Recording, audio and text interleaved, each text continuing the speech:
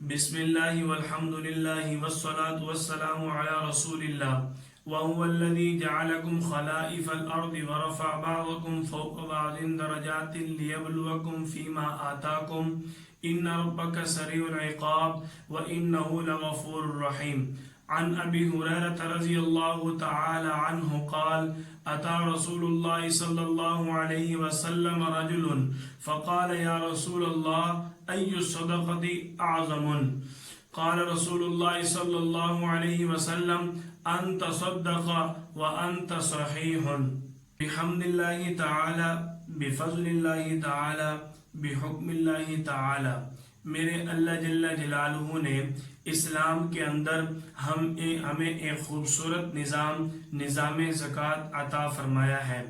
یہ نظام زکوٰۃ ایک ایسا نظام ہے کہ جس کے اندر اللہ جل جلالہ نے پوری انسانیت کا فائدہ رکھا ہے. کوئی شخص اگر اس نظام کو تسلیم کرتا ہے تو اس کو اس سے فائدہ ہے. اگر کوئی شخص اس نظام کو تسلیم نہیں کرتا تو اس کا اس میں اپنا نقصان ہے. کیوں؟ اللہ جل جلالہ نے یہ بات اس لیے واضح کی ہے کہ انسانی معاشرے کا یہ حصہ ہے کہ بعض لوگ غریب ہوتے ہیں اور بعض لوگ مالدار ہوتے ہیں. اللہ جل جلالہ نے سورۃ الانعام کے اندر آیت نمبر 165 میں فرمایا: وَهُوَ الَّذِي جَعَلَكُمْ خَلَائِفَ الْأَرْضِ وَرَفَعَ بَعْضَكُمْ فَوْقَ بَعْضٍ دَرَجَاتٍ لِيَبْلُوَكُمْ فِيمَا آتَاكُمْ ان ربک سریع العقاب وانہ لغفور رحیم. اللہ جل جلالہ فرما رہے ہیں وہی تو تمہارا اللہ ہے جس نے تمہیں زمین کا خلیفہ بنایا ہے. وہی تو تمہارا اللہ ہے جس نے تمہارے درمیان درجہ بندی کر دی ہے. وہی تو تمہارا اللہ ہے جو تمہیں آزماتا ہے کہ جو تمہارا بلند طبقہ ہے، مالدار طبقہ ہے، صاحب حیثیت طبقہ ہے، آیا کہ وہ اپنے غریب کے ساتھ، نچلے طبقے کے ساتھ، کمزور طبقے کے ساتھ کیسا سلوک کرتا ہے، تعاون کرتا ہے یا تکبر میں آتا ہے. یہ اللہ جل جلالہ فرما لے: لیبلوکم فیما آتاکم، میں تمہیں آزمانا چاہتا ہوں.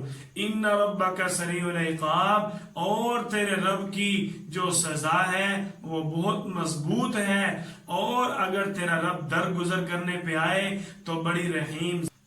حضرت ابو ہریرہ رضی اللہ تعالیٰ عنہ سے مسلم شریف کے اندر روایت موجود ہے کہ آپ صلی اللہ علیہ وسلم کے دربار میں ایک شخص آیا اور آ کر پوچھنے لگا: یا رسول اللہ، کون سا صدقہ افضل ہے، کون سا صدقہ عمدہ ہے؟ آپ صلی اللہ علیہ وسلم نے فرمایا: انت صدق وانت صحیح، کہ وہ صدقہ جب تم تندرست ہو، جب تم صحت مند ہو، جب تم خوشحال ہو، اس حالت میں جو تم صدقہ کرو وہ صدقہ افضل ہے، اعلیٰ ہے، عمدہ ہے، وہ اللہ کے ہاں زیادہ قابل قبول ہے.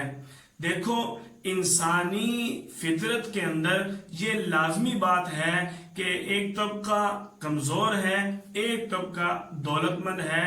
اگر یہ چیز نہ ہو، فرض کریں سارے انسان ایک ہی طرح کے ہوتے ہیں، جیسا کہ میرے اللہ نے سورۃ الزخرف کے اندر فرمایا: وَلَوْلَا أَن يَكُونَ النَّاسُ أُمَّةً وَاحِدَةً، اگر ہم چاہتے تو ایک ہی طرح کے لوگ ہوتے، اگر ہم چاہتے تو ایک ہی طرح کا طبقہ ہوتا. اگر میرا اللہ یہ نظام بنا دیتا تو زمین کے اندر فساد برپا ہو جاتا، زمین کے اندر زندگی گزارنا دشوار ہو جاتا. چند سال پہلے روس نے ایک سوشلزم کا نظام دیا.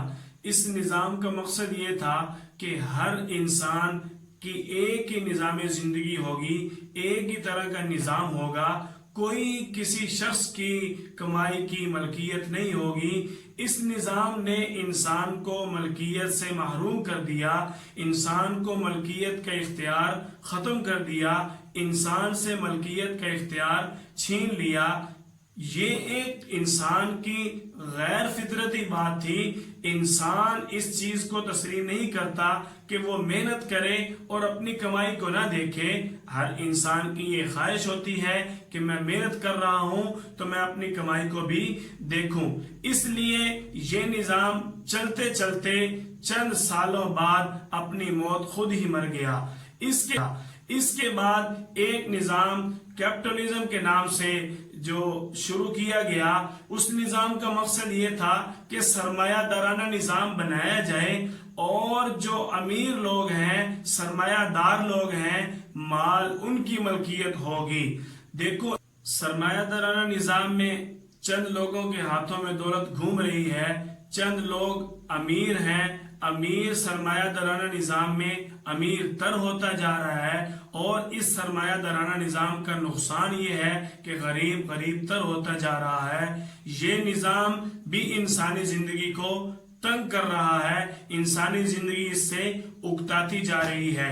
ان دونوں نظاموں کے سامنے ایک تیسرا معتدل نظام، نظام اسلام، نظام زکوٰۃ، نظام معیشت، معانہ روی والا نظام معیشت اسلام نے ہمیں عطا کیا، جس کے اندر نہ افراط ہے، نہ تفریط ہے، نہ فضول خرچی ہے، اور نہ ہی اس کے اندر کنجوسی ہے، نہ ہی اس کے اندر بخل ہے، بلکہ اللہ تعالیٰ نے واجبات کا حکم دیا کہ جو مالدار لوگ ہیں وہ اپنے واجبات کو ادا کریں تاکہ غریبوں کا چولہا جلتا رہے، تاکہ غریبوں کا گزر بسر اچھا اور بہتر انداز میں ہو سکے۔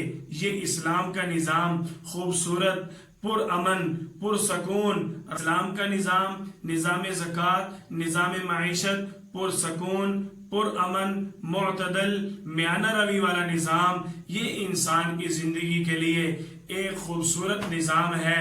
اللہ جل جلالہ ہم سب کی اصلاح فرمائے، اللہ جل جلالہ ہم سب کے دلوں میں اللہ کے بنائے ہوئے نظام زکوٰۃ کی اہمیت عطا فرمائے، اللہ جل جلالہ ہم سب کی اصلاح فرمائے، اللہ جل جلالہ پوری انسانیت کے لیے ہدایت کو عام فرمائے۔